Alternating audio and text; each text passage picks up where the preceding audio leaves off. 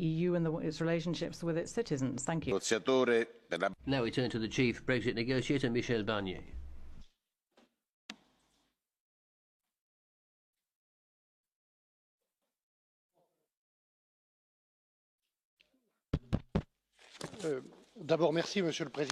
Thank you, President Tajani, to you and to President Juncker, to allow me to speak in this debate that we've listened to very attentively. Madam Minister, distinguished members, I'm happy to be here. The majority of British citizens have chosen sovereignly to leave the European Union. That's a choice that we regret.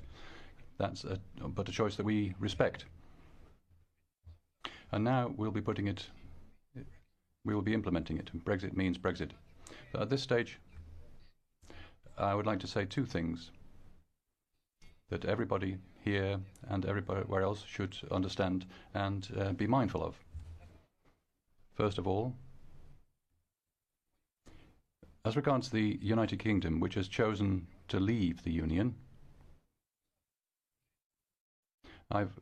we've always had, and right until the end, for this great country, its culture, its people, its history,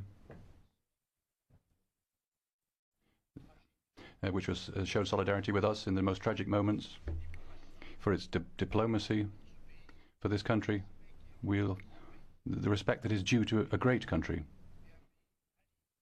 an allied country.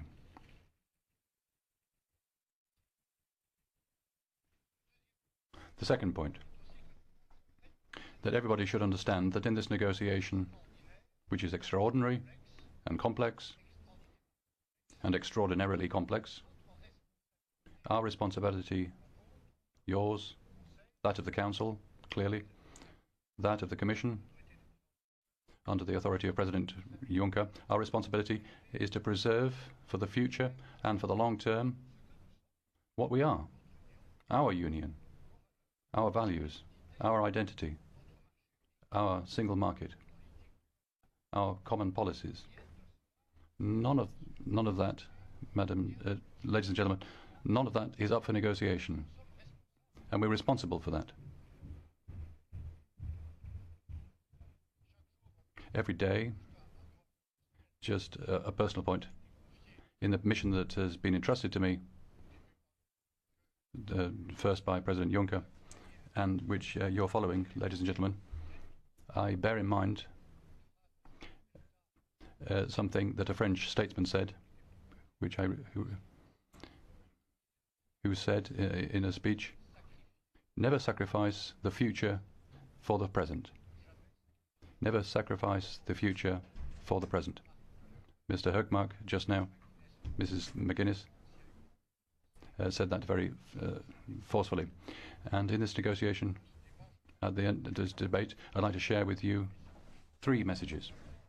First of all, we have to put things in the right order, as we have done from the very start, to prepare and construct the new ambitious partnership with the United Kingdom.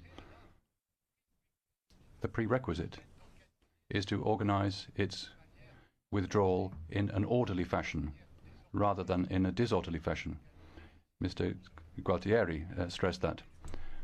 Under the authority of President Juncker, who would like to thank for his confidence, the Commission, which is working, which is doing the task that you entrusted it, 15 days ago, presented this draft treaty. Things are clear. You can have it in your hands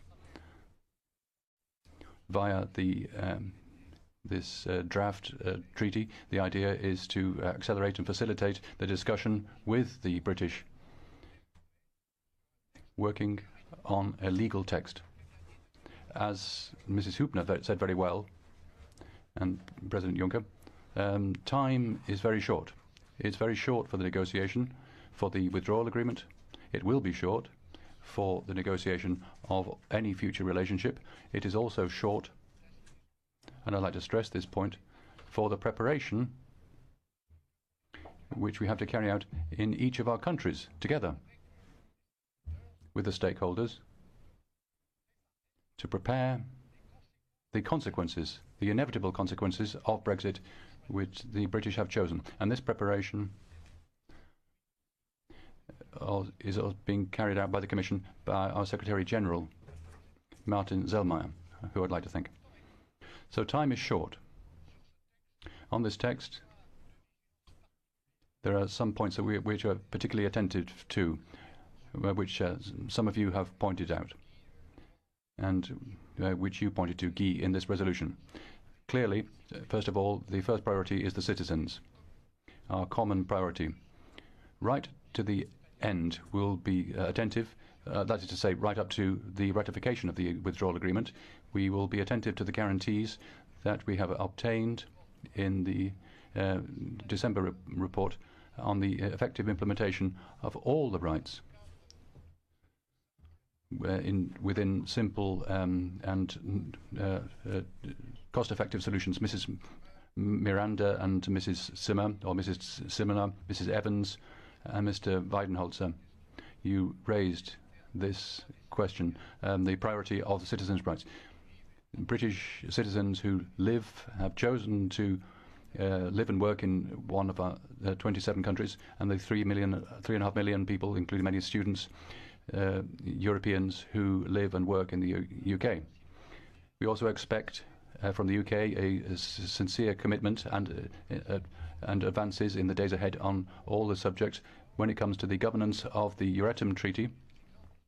Just to give some examples, these are subjects which we haven't negotiated fully, where there isn't an agreement, which are a part of all the subjects of the separation which are essential for an orderly withdrawal. That also applies to the transition.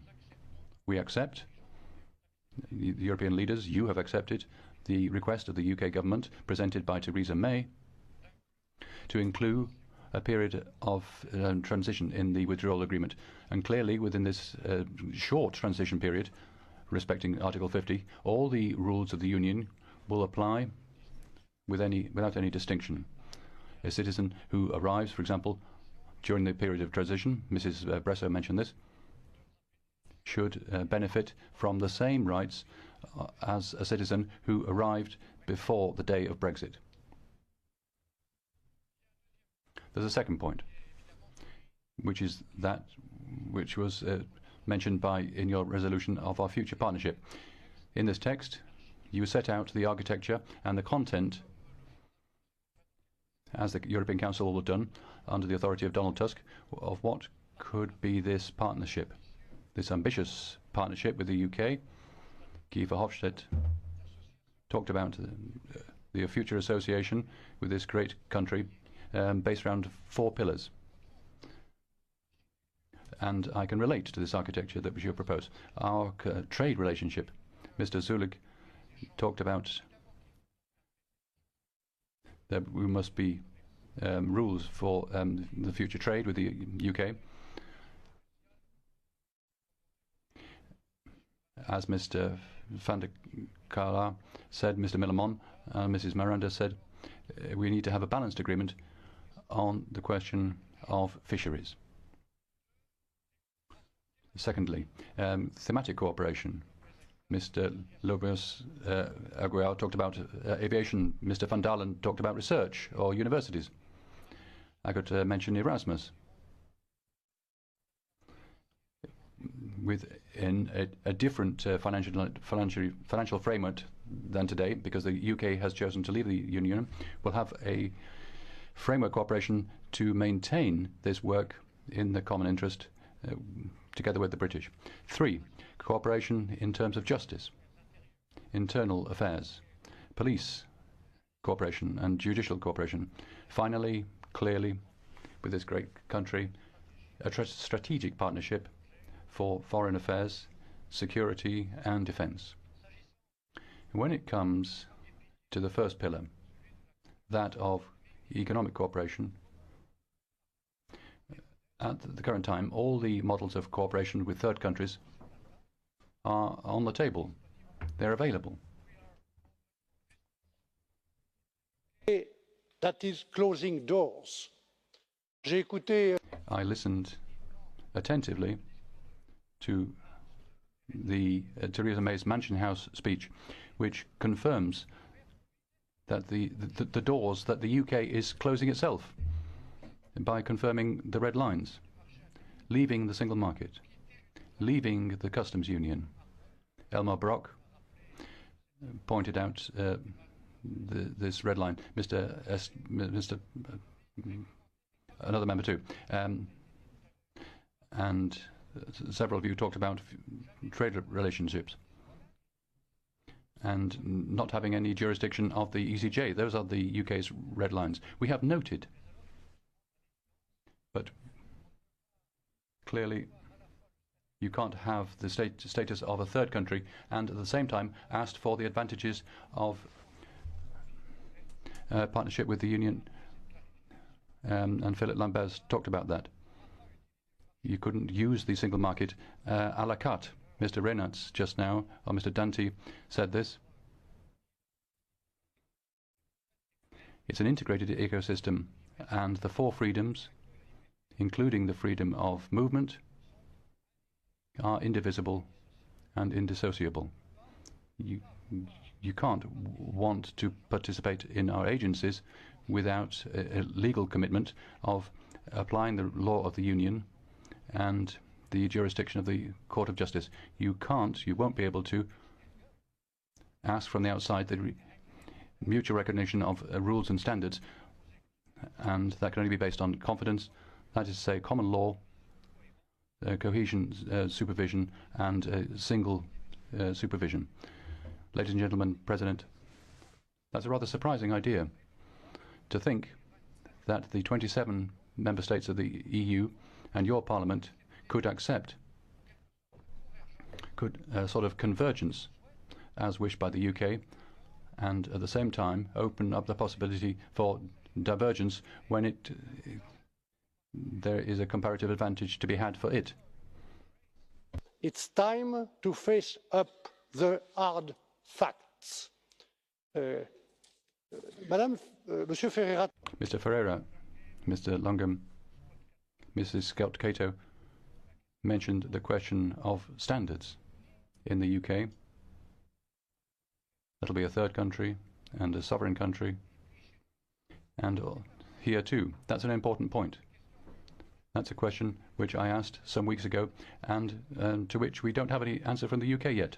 The UK is choosing to leave the Union, the single market and the customs union. We've noted that. Do they also want to distance themselves from our regulatory model, the one that we have constructed together with you and you with us for 44 years? A regulatory model which is not just a question of standards and law and norms. Behind that, there are some societal choices which we've made together. The social market economy, social protection, security, safety, and certain food models, financial regulations. I could give you other examples of these common choices of society which we've made together, 28, which are translated and consolidated by this regulatory model. And that's an important question. Does the UK want to distance itself also from this model which we've constructed gradually with it and engage in dumping against us? It's not just relevant for the economy and consumers and citizens. It's also important for the political conditions of the ratification of any future agreement between us and the UK, because on that day, for the European Parliament, they will have to speak, but for the Council too. And also by unanimity of all the national and perhaps regional parliaments on this question of divergence or the risk of dumping. That will be looked at very attentively. My final point, the question of Ireland, which is at the junction of what we are, we Europeans, and what is represented and what Brexit means. Mrs. McGuinness mentioned that very forcefully. Everyone knows that the Union has played its role and has taken its part in the process of peace in Northern Ireland for a common horizon, the conditions of stability of dialogue between communities which used to be divided. The Union isn't responsible for the consequences of Brexit, but it is accountable for this cooperation, for this stability and this common future. That's why, as many of you wished, a solid and durable agreement on Brexit, listen to me carefully, on the ordered withdrawal must include a solid and durable solution for Ireland and Northern Ireland. And that is the sense of the protocol that we proposed in this draft withdrawal agreement. This option, this third option, which we have operationalised, is part of the common commitments between us and the UK at the highest level, that of Theresa May and President Juncker and Donald Tusk. This document only puts into implements one of the options in the December agreement. I'm saying this to the Mr. Nicholson, who I also listened to attentively. It is one of the options that we have decided to study to have some concrete solutions. It's our responsibility to make this operational. How we will avoid a hard border on the island of Ireland in the absence of other solutions, and taking into account of the decision of the UK to leave the single market and the customs union. I will always repeat this backstop solution, which is one of the three. We are prepared to replace it by any other solution which might be better, which might be proposed by the British government. That is a point which was raised by Mr. McCarthy or Richard Corbett just now.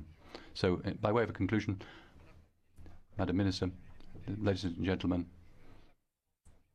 I'd like to confirm the solidity, the clarity of the position of the Union, our unity on the subject of the withdrawal and the future. That is what makes us strong in this negotiation. This clarity, this solidity wouldn't be possible without the confidence which you give to our negotiating team and your negotiating team, and we'll continue to work, as I said, to the Brexit Steering Group and to Guy Verhofstadt, and with a permanent attitude to dialogue and transparency with you.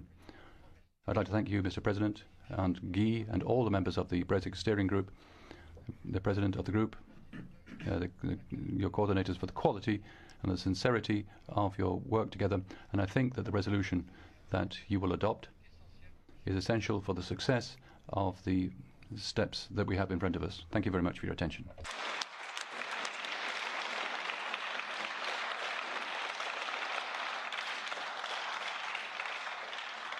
La parola ora. Ms. Paniotova, the next speaker. Je vous remercie, Monsieur le Président. Comme on parle...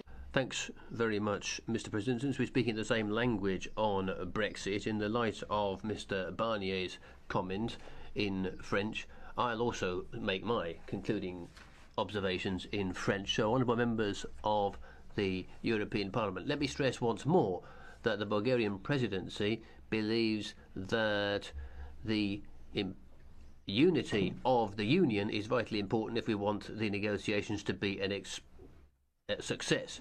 We're very keen to see the new Parliament resolution, which will be voted on tomorrow, which I hope, like the previous one, will be a valuable contribution to the whole process. I'd like to repeat our support to the European Commission negotiating team and also its chief negotiator, Mr. Barnier. We commit ourselves to continue to talk to the Parliament and the Brexit Steering Group during the negotiations so that we obtain the best agreement for both the Union and its citizens. Thanks very much. Comunico di aver ricevuto. I've received two motions for a resolution